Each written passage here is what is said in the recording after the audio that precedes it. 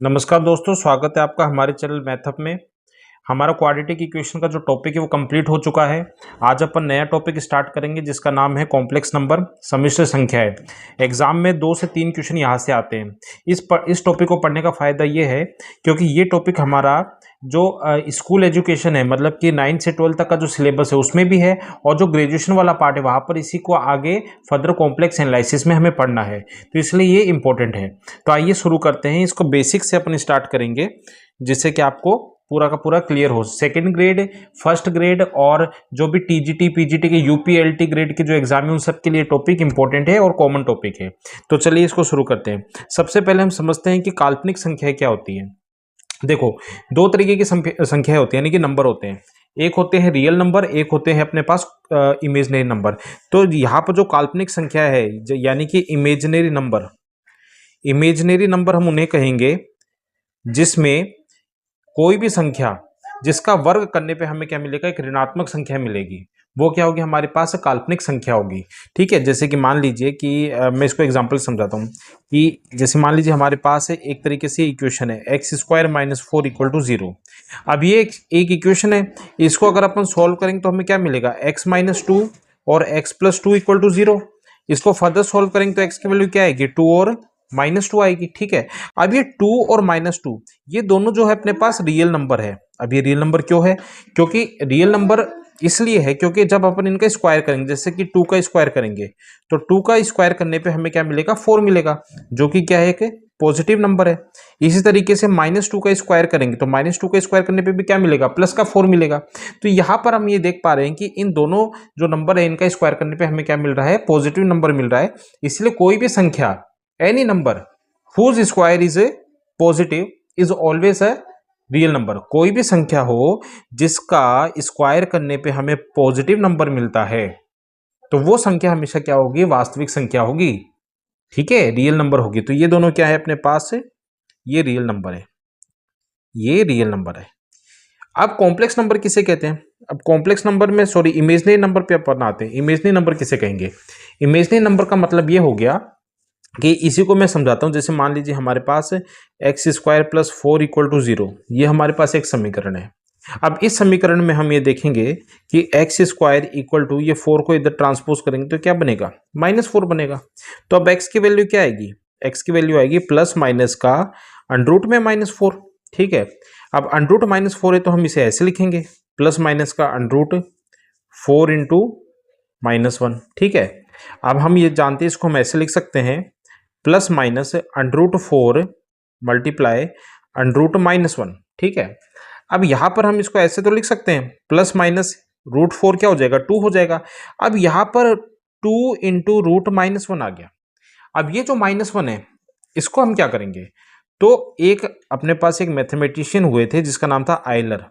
Euler ने ये कहा कि ऐसी प्रॉब्लम जब आई उनके सामने तो उन्होंने कहा ये जो √-1 है ना, इसको आप आयोटा स्क्वायर से डिनोट करो। इसे क्या कहते हैं, आयोटा कहते हैं इसे, आयोटा। आयोटा क्या है, ये इमेजिनरी पार्ट को रिप्रेजेंट करता है। कहीं पर भी आयोटा लगा हुआ है तो आपके पास क्या आ जाएगा, यहाँ पर यहाँ पर √-1 इसे अपन आयोटा से रिप्रेजेंट करेंगे, और जब स्क्वायर कर देंगे तो -1 क्या हो जाएगा, आयोटा स्क्वायर हो जाएगा। तो इसी इक्वेशन को जब अपन आगे सोल्व करेंगे तो x की वैल्यू क्या आ जाएगी हमारे पास, +-2 आयोटा। और यहां से हमारे पास कॉम्प्लेक्स नंबर का कंसेप्ट शुरू होता है, यानी इमेजिनरी नंबर का कंसेप्ट शुरू होता है। तो यहाँ पर इमेजिनरी नंबर हमने समझा कि यहाँ पर इमेजिनरी नंबर जो क्वाड्रेटिक इक्वेशन है जहाँ पर अपने पास ऐसे रूट्स मिलते हैं जो नेगेटिव होते हैं। नेगेटिव कैसे, रूट में नेगेटिव होते हैं। ठीक है, तो वहाँ पर हमें प्रॉब्लम आई फेस करने के लिए, उसी को सॉल्व करने के लिए आयलर ने क्या किया, एक सिंबल दिया जिसे अपन क्या कहते हैं, √-1 = आयटा, यानी -1 = आयटा स्क्वायर इसने कंसिडर किया। तो यहाँ पर ये जो 2 आयटा है ना, ये अपने आप में क्या है, कि इमेजिनरी नंबर है। ये क्या है हमारे पास, इमेजिनरी नंबर है। ठीक है, अब अपन इसको आगे सोल्व करेंगे। इसी तरीके से अब अपन आगे कुछ इंपॉर्टेंट पॉइंट्स देखते हैं, जैसे कि आयोटा स्क्वायर है, आयोटा स्क्वायर की वैल्यू क्या हो जाएगी, -1 हो जाएगी। इसी तरीके से आयोटा क्यूब की वैल्यू क्या हो जाएगी, तो इसे हम ब्रेक करेंगे। कैसे ब्रेक करेंगे, इसे हम आयोटा स्क्वायर × आयोटा लिख लेंगे। अब आयोटा स्क्वायर क्या होता है, -1, तो इसकी वैल्यू आ जाएगी माइनस आयोटा। ठीक है, इसी तरीके से अगर आयोटा की पावर 4 होगी तो आयोटा की पावर 4 क्या हो जाएगा, आयोटा स्क्वायर का भी स्क्वायर, तो आइटा स्क्वायर का स्क्वायर क्या हो जाएगा 1 हो जाएगा। ठीक है, इस तरीके से हम इनको कंसिडर कर सकते हैं। तो यहाँ पर मान लीजिए अगर आपके पास कोई ऐसा क्वेश्चन है, suppose iota raise to power 97 है, चाहे कोई बड़ी पावर आ गई आइटा की, तो उसे कैसे सॉल्व करेंगे? आपको ये ध्यान रखना है कि आइटा की पावर 4 क्या होती है, 1 होती है।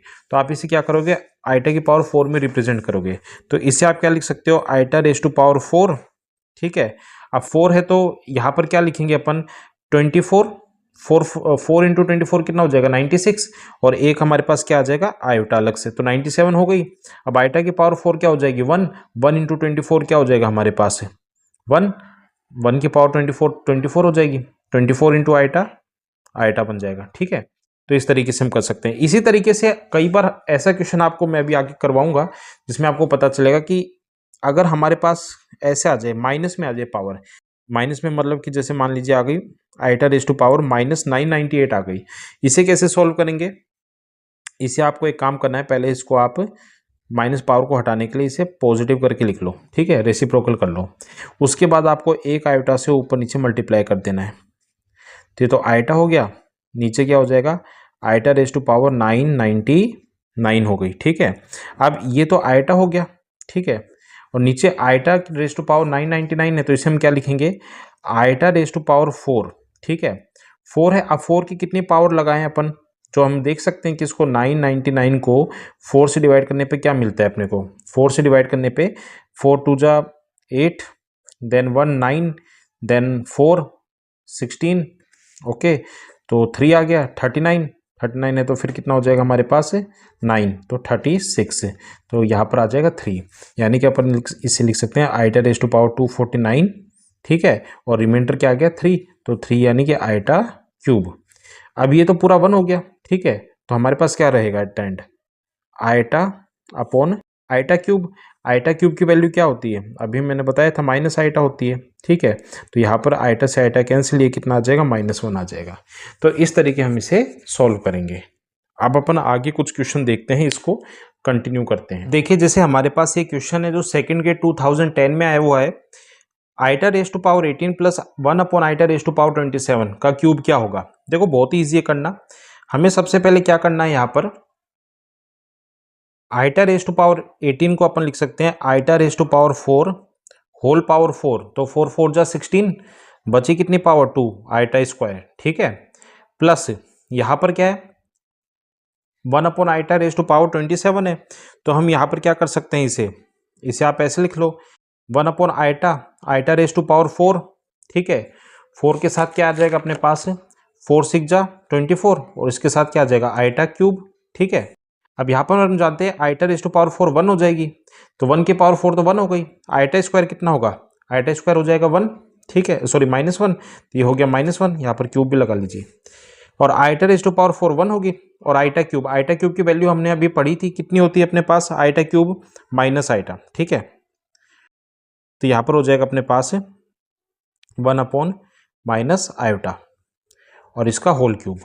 अब अपन क्या करेंगे, ये जो माइनस आयोटा है ना, ये जो माइनस आइटा है, इसको हम क्या करेंगे, यहाँ पर थोड़ा आप देखिए समझिए, ये -1 है। ठीक है, प्लस हम क्या करेंगे, आइटा से ऊपर नीचे मल्टीप्लाई कर देंगे, तो आइटा अपॉन में माइनस आइटा इंटू आइटा, और यहाँ पर क्या हो जाएगा क्यूब हो जाएगा। ये आइटा स्क्वायर हो गया, आइटा स्क्वायर कितना होता है -1, ये -1 है, ये भी माइनस है, तो प्लस हो जाएगा। तो एट द एंड हमारे पास आंसर कितना आ जाएगा -1 प्लस आयोटा और इसका होल क्यूब। अब इसका होल क्यूब अपन ओपन कर लेंगे a माइनस बी के होल क्यूब से, तो कितना आ जाएगा 1 का क्यूब -1, फिर आयोटा का क्यूब। ठीक है, प्लस 3 क्या होता है, a स्क्वायर भी होता है ना, तो a का स्क्वायर करेंगे तो ये आ जाएगा 1, और आयोटा तो प्लस 3 आयोटा, और फिर प्लस 3ab स्क्वायर, तो यहाँ पर आ जाएगा आयोटा स्क्वायर कितना हो जाएगा अपने पास -1, तो 3 इंटू -1 इंटू आयोटा स्क्वायर, तो ये हो गया -1। आयोटा क्यूब की वैल्यू क्या होती है minus iota, this is plus 3 iota. ठीक है, यहाँ पर हो गया -3 और ये माइनस, तो प्लस 3। ठीक है, तो एट द एंड जो हमारे पास आंसर आएगा, ये देखो 3 आयोटा माइनस आयोटा कितना हो गया 2 आयोटा। ठीक है, और प्लस 3 -1 कितना हो गया +2, तो 2 + 2 आयोटा, यानी कि इसे अपन ऐसे लिख सकते हैं 2 कॉमन 1 प्लस आयोटा, ये हमारे पास इसका आंसर हो जाएगा। ठीक है, तो इस तरीके से क्वेश्चन, सिंपल सिंपल क्वेश्चन ये जो है आरपीएससी में आते हैं। आइए अगला कंसेप्ट समझते हैं। तो यहाँ पर देखिए कि जो सम्मिश्र संख्या है उसका जो सेट होता है उसको हम इस तरीके से सी से रिप्रेजेंट कर सकते हैं, और वो क्या होता है a plus iota B such that a और b वो बिलोंग करेंगे रियल नंबर में। ठीक है, और जहाँ पर आयोटा की वैल्यू कितनी होगी -1, ये हमारे पास क्या हो जाएगा, इसका सेट का रिप्रेजेंटेशन हो जाएगा, सेट की फॉर्म में कर दिया। जहाँ पर a हमारे पास क्या होगा, रियल सी होगा, रियल कॉम्प्लेक्स नंबर का रियल पार्ट होगा, और जो b होगा वो क्या होगा, इमेजिनरी कॉम्प्लेक्स नंबर का पार्ट होगा। ठीक है, तो आर का मतलब रियल, यानी ये वास्तविक है, और ये क्या है, काल्पनिक है। ठीक है, इस तरीके से। अब अगर हम इसमें मान लेते हैं कि इफ, अगर हम मान लेते हैं कि ए का मान 0 है, यानी कि रियल पार्ट 0 है, इसका मतलब क्या हुआ कि जो सी होगा वो क्या हो जाएगा, आयोटा भी हो जाएगा, यानी इसे अपन क्या कहेंगे, शुद्ध काल्पनिक, शुद्ध काल्पनिक संख्या। ये तो हो जाएगी शुद्ध काल्पनिक संख्या, यानी कि प्योरली इमेजिनरी पार्ट हो जाएगा। और इस तरीके से ए, अगर हमारे पास बी 0 हो जाएगा तो यहाँ से सी की वैल्यू कितनी हो जाएगी, ए हो जाएगी। ठीक है, ये क्या हो जाएगा हमारे पास, शुद्ध वास्तविक। ठीक है, तो ये हमारे पास कॉम्प्लेक्स नंबर का सेट हो गया। ठीक है, अब इसके बाद अपन आते हैं, हमारे पास जो नेक्स्ट पॉइंट है इसी में आगे, वो है सम्मिश्र चर यानी कॉम्प्लेक्स वेरिएबल। सम्मिश्र चर, सम्मिश्र चर, तो सम्मिश्र चर में आप देख लीजिए कि जो हमारे पास सम्मिश्र चर होता है वो इस तरीके से होता है कि z equal to X plus iota Y. Normally हम z से रिप्रेजेंट करेंगे कॉम्प्लेक्स नंबर को, और x प्लस आयोटा वाई होगा हमारे पास। ठीक है, इसे अपन गौसियन पूर्णांक भी कह सकते हैं। ठीक है, वो उसको अपन j से रिप्रेजेंट कर देते हैं, वो हो जाता है a plus iota B, A plus iota B, and A और बी जो होंगे वो बिलोंग करेंगे जेड में। जेड का मतलब क्या हो जाएगा, जेड इस बार हो गए इंटीजर हो गए। ठीक है, यहाँ पर इंटीजर का काम करेंगे, आयोटा इक्वल टू -1। ठीक है, रूट -1। जैसे इसका एग्जांपल ले लीजिए आप, जैसे कि हमारे पास हो गया 1 + 2 आयोटा, 4 + 3 आयोटा, इस तरीके से इसके एग्जाम्पल हो गए। ठीक है, अब देखिए जैसे हमारे पास एक क्वेश्चन है, निम्न में से कौन सी संख्या सम्मिश्र संख्या है। तो ये मान लीजिए जो सम्मिश्र संख्या होती है z equal to X plus iota Y, तो उसको अपन ऑर्डर्ड पेयर फॉर्म में यानी क्रमित युग्म में कैसे लिखेंगे, x, y के फॉर्म में लिखेंगे। तो अब आप देखिए जैसे कि ये पहला जो नंबर होगा वो हमेशा रियल पार्ट होगा। ठीक है, और दूसरा जो होगा वो इमेजिनरी पार्ट होगा। ठीक है, तो यहाँ पर देखिए, यहाँ पर 1, 2 है, तो 1 जो है वो रियल पार्ट हो गया, 2 इमेजिनरी पार्ट हो गया। सेकेंड वाले केस में ये रूट -1, ये तो अपने आप में क्या हो जाएगा, इमेजिनरी पार्ट हो जाएगा। ठीक है, तो ये वाले तो इक्वेशन, ये वाला तो हमारे पास सम्मिश्र संख्या नहीं होगी। ठीक है, और ये वाली भी नहीं होगी, क्योंकि यहाँ पर 1 तो है वो रियल पार्ट है, पर 2 आयोटा, अकेला 2 होता तो हम कह सकते थे, पर 1 प्लस आयोटा इंटू 2 आयोटा, ये तो पूरा हमारे पास एक रियल नंबर ही बन जाएगा। ठीक है, इसलिए ये वाला भी नहीं होगा, तो आंसर क्या होगा, 1, 2। ठीक है, इस तरीके से करना है अपने को। अब एक और पॉइंट समझिए, जैसे मान लीजिए हमारे पास कोई कॉम्प्लेक्स नंबर z1 दे रखा है, x1 plus iota y1, z2 दे रखा है x2 प्लस आयोटा y2। तो हम इनको इक्वल या फिर ग्रेटर देन या फिर लेस देन, ये हम इसमें नहीं बता सकते। ठीक है, कि हम ये नहीं कह सकते कि x1 प्लस आयोटा y1 जो होगा वो ग्रेटर देन होगा x2 प्लस आयोटा y2 से, या स्मॉलर होगा, या क्या होगा, मतलब ना तो हम ये रिलेशन बता सकते, ना ये ना ये। ठीक है, यानी कि सम्मिश्र संख्या में कॉम्प्लेक्स नंबर में छोटे बड़े का बराबर का, यानी हम तुलना नहीं कर सकते कौन सा जो अपने पास कॉम्प्लेक्स नंबर है वो बड़ा है या छोटा है। जैसे आपसे कोई कहे भाई 3 + 4 आयोटा और 4 + 7 आइटम में से कौन सा बड़ा है, भाई आप ये नहीं कह सकते, ये भी गलत है, आप ये भी नहीं कह सकते, और आप इन दोनों को बराबर भी नहीं बता सकते, तीनों ही गलत है। ठीक है, तो बराबरी का इनमें कोई भी संबंध नहीं होता है। ठीक है, ये हो गई। अब देखिए हमारे पास अगला जो टॉपिक है इसमें संयुग्मी सम्मिश्र संख्या। संयुग्मी सम्मिश्र संख्या यानी कि इसे हम अपने कॉन्जुगेट भी कह सकते हैं। ठीक है, कॉन्जुगेट।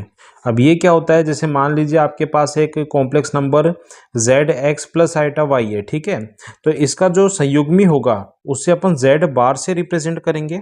ठीक है, और z बार क्या हो जाएगा, x प्लस आयोटा y का बार। यानी इसमें आपको क्या करना है, सिंपली जो इसका इमेजिनरी पार्ट है ना उसका आपको साइन चेंज कर देना है, तो ये बन जाएगा x माइनस आयोटा वाई। ठीक है, x माइनस आयोटा वाई हमारे पास बन जाएगा। अच्छा, अब इसको अगर ज्योमेट्रिकली हम देखेंगे, जैसे मान लीजिए सपोज कीजिए कि आपके पास एक यहाँ पर कोई अपने पास कॉम्प्लेक्स नंबर है z, ठीक है, जिसका अपने पास x और y से हमने रिप्रेजेंट कर दिया। ठीक है, ये कॉम्प्लेक्स नंबर हो गया z, जिसको अपन x, y से रिप्रेजेंट कर दिया। तो इसका जो z बार होगा, क्योंकि x तो सेम ही रहेगा, y चेंज होगा, तो वो क्या हो जाएगा, इसका x एक्सिस के सापेक्ष इसका प्रतिबिंब बन जाएगा। ठीक है, माइनस वाई। ठीक है, ये हो जाएगा अपने पास z बार। इसको अपन आगे और डिटेल में भी पढ़ेंगे। ठीक है, तो अब इसकी कुछ प्रॉपर्टीज है वो अपन देख लेते हैं। ठीक, जल्दी से। तो देखिए इसकी प्रॉपर्टी, जैसे कि यहाँ पर है कि पहली प्रॉपर्टी z का हमने बार किया और फिर दोबारा बार किया, तो हमें क्या मिलेगा, z मिल जाएगा। ठीक है, ये पहली प्रॉपर्टी हो गई इसकी। दूसरी प्रॉपर्टी क्या होगी, z के साथ अगर उसके कॉन्जुगेट का आप प्लस करोगे, ठीक है, तो आपको क्या मिलेगा, उसका रियल पार्ट है जो उसका डबल मिल जाएगा। ठीक है, ये प्रॉपर्टी बहुत यूजफुल है। z माइनस जेड बार क्या हो जाएगा, यहाँ पर हो जाएगा अपने पास 2 आइटा इमेजनरी z मिल जाएगा अपने को। ठीक है, फिर और प्रॉपर्टी आप इसे देख लीजिए, fourth property z1 plus z2, दो कॉम्प्लेक्स नंबर है हमारे पास, इनका सम किया फिर इनका कॉन्जुगेट करेंगे, वो बराबर होगा, पहले उनका कॉन्जुगेट कर दो फिर उनका प्लस कर दो। ठीक है, बात एक ही है, कैसे भी आप कर सकते हैं। ऐसे फिफ्थ प्रॉपर्टी है अपने पास z1 और z2 दो कॉम्प्लेक्स नंबर, इनका डिवाइड किया, डिवाइड करने के बाद हमने कॉन्जुगेट किया, वो बराबर होगा, पहले इनका कॉन्जुगेट कर दीजिए फिर डिवाइड कर दीजिए, वो सेम ही होगा। ठीक है, इस तरीके से। सिक्स्थ प्रॉपर्टी है हमारे पास कि यहाँ पर अगर z1 माइनस z2 है, इसका बार करेंगे तो यहाँ पर आ जाएगा z1 बार माइनस z2 का बार। तो इस तरीके से हमने आज कुछ इंपॉर्टेंट इंट्रोडक्शन पढ़ा कॉम्प्लेक्स नंबर का। सेकेंड पार्ट में इसी को आगे कंटिन्यू करेंगे। Thank you.